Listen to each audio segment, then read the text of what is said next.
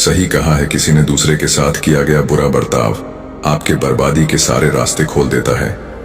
अगर आप किसी के साथ गलत करते हो तो आपके साथ भी जरूर गलत होगा। उस वक्त शायद ये बात आपको समझ में ना आए, लेकिन देर से ही सही आपके कर्मों की सजा आपको जरूर मिलती है। आप इससे कभी बच नहीं सकते। जो आपने किया है उसका अंजाम आपको हर हाल में भोगना ही पड़ेगा। अगर आप किसी का दिल दुखाते हो या अगर आप किसी के साथ बुरा करते हो तो देर से ही सही, लेकिन कभी न कभी आपको आपके कर्मों का फल भोगना पड़ेगा। आइए इस बात को हम एक कहानी की मदद से समझने की कोशिश करते हैं। गौतम बुद्ध हर दिन की तरह उस दिन भी सभा कर रहे थे। तब तक एक ने उनसे पूछा कि गौतम बुद्ध, कर्मों का फल कैसा मिलता है? कृपया इस बारे में आप मुझे समझाएं। गौतम बुद्धा कहते हैं, एक समय के बाद रामू और श्यामू नाम के एक गांव में दो भाई रहते थे। श्यामू अक्सर रामू को देखकर जलता था, क्योंकि रामू स्वभाव से बहुत अच्छा था, लेकिन श्यामू का स्वभाव ऐसा नहीं था। उसके दिल में दूसरों के लिए कोई दया नहीं था। वो हमेशा दूसरों का अनादर करता और उन्हें नुकसान पहुंचाता रहता था। धीरे धीरे काफी वक्त गुजर गया। रामू श्यामू के माता पिता अब इस दुनिया में नहीं रहे। रामू ने खूब अच्छे से उनका अंतिम संस्कार किया और गांव वालों को भोजन के लिए आमंत्रित किया और ब्राह्मणों को दान दक्षिणा देकर उनको विदा दिया। वो हर साल माँ बाप की बरसी के लिए हर साल पंडितों को दान देता और भोजन कराता, लेकिन श्याम को यह बात पसंद नहीं। वह उसे अभी भी देखकर जलता। अगले साल रामू ने राजा को बुलाया और राजा के सामने पूरे गांव को खाना खिलाया और दान दिया ताकि उसे माँ बाप स्वर्ग में खुश रह सके। ये सब देखकर राजा श्याम से बोलते हैं, श्यामू, तुम्हारा भाई तुम्हारे माँ बाप के लिए इतना कुछ करता है, तुम ये सब क्यों नहीं करते? क्या तुम्हें समझ नहीं है कि तुम भी अपने माँ बाप के लिए कुछ ऐसा ही करो?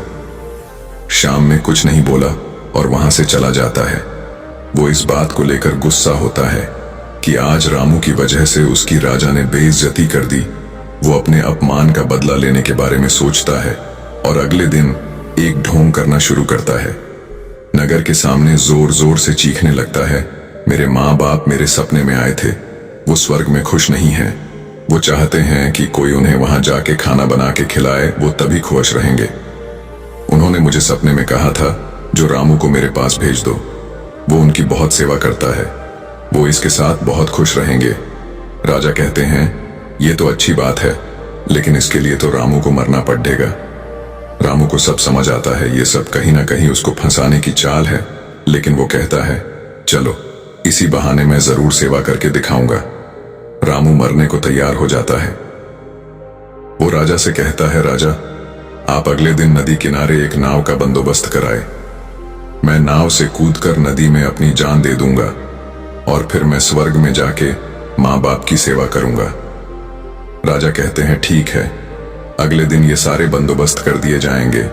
रामू नदी से कूद जाता है और सारे गांव में सबको पता लग जाता है कि अब राम इस दुनिया में नहीं रहा। अब वो भी माँ बाप की सेवा करने के लिए स्वर्ग चला गया। श्यामा बहुत खुश था कि उसका इकलौता भाई दुनिया में नहीं रहा। जो भी राजपाट और जमीन है, अब वो सब उसका मालिक बनेगा। धीरे धीरे काफी दिन गुजर चले। एक दिन अचानक से राजा के दरबार के बाहर रामू बैठा होता है और जोर जोर से रो रहा होता है। राजा के सिपाही दरबार में ले जाते हैं और बोलते हैं, ये चमत्कार कैसे हुआ? तुम जिंदा कैसे हो?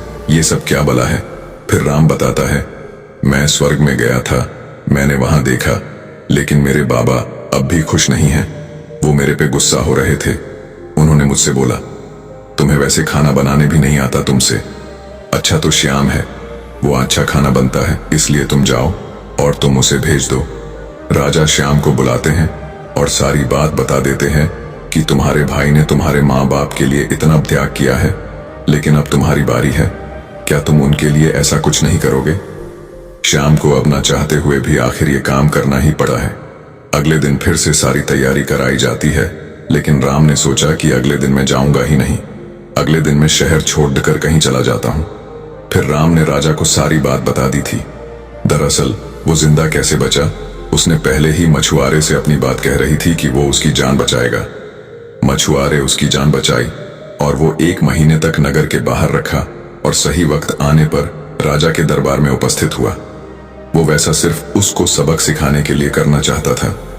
राजा बोले चलो अच्छी बात है, लेकिन उधर श्यामनगर छोड़ने का प्लान बना चुका था कि अगली सुबह वो वहां नहीं जाएगा। वो रात के अंधेरे में घर छोड़कर भाग लेता है। सिपाही उसे देख लेते हैं और उसे रोकते हैं। वो द्वारपाल के साथ लड़ाई करता है और एक को धक्का देकर वहीं गिरा देता है और पत्थर पर गिरने की वजह से उसे सिर को चोट लगती है और एक सिपाही वहीं मर जाता है। आखिरकार ये सारी बात राजा को पता लग जाती है। राजा उसे माफ करने वाले थे, लेकिन वो अब और गुस्सा हो जाते हैं। फिर अगली सुबह उसे नाव से वैसे धक्का दे दिया जाता है और वो उस नदी में डूब जाता है। अब उसे अपनी गलती का बहुत अफसोस होता है कि यह सब उसने ये क्या किया। जिंदगी की आखिरी मौके पर भी वह दूसरों का बुरा ही करना चाहा और आखिर में उसे भी अपने जान से हाथ धोने पड़े। तब गौतम बुद्ध समझाते हैं, कर्मों का फल ऐसा ही होता है। बुरे इंसान को आखिरी वक्त तक सही और गलत की पहचान नहीं होता। जिंदगी ऐसी ही नहीं चलती, जिंदगी समझने की चीज है। उसने महात्मा से पूछा, कर्म कैसे बनते हैं? फिर महात्मा ने बोला, अच्छे कर्म के बनने से पहले हमें इस पर ध्यान देने की जरूरत है कि आखिर अच्छे कर्मों बनने का सबसे पहला पड़ाव क्या है। मनुष्य के द्वारा किए जाने वाले सभी कर्म उसके विचारों से निर्मित होते हैं। हमारी सकारात्मक या नकारात्मक सोच विचारों को जन्म देती है और वही विचार कर्म बनते हैं। इस तरह सोच सकारात्मक होने पर ही अच्छे कर्मों का निर्धारण हो सकता है। उसने फिर महात्मा से पूछा, पाप का फल कब मिलता है? फिर महात्मा ने बोला, पाप का फल किए गए कर्म पर निर्भर करता है। यदि आपके द्वारा किए गए कार्य बुरे हैं और वो अच्छे कर्मों की तुलना में अधिक है, तो इसका फल आपको अगले जन्म में भोगना पड़ेगा। यदि बुरे कर्म कम है तो इसका भुगतान आपको इसी जन्म में करना होगा। इस प्रकार यह चक्र चलता रहता है। जब तुम जिंदगी को समझते हो तब तुम खुद को समझ पाते हो।